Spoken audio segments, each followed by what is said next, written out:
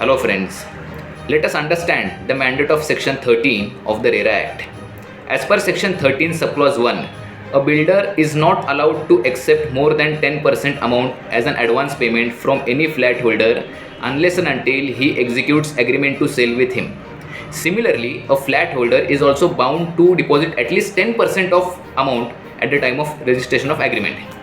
Now let us come to know section 13 subclause 2.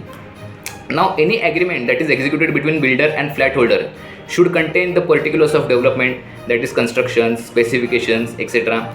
It should contain the date of possession. It should contain the mode of payment. It should also contain the rate of interest that is payable by both the parties in case of default. Now, in support of this, I would like to share one authority with you people. Jayesh Shenvi versus DK Enterprises.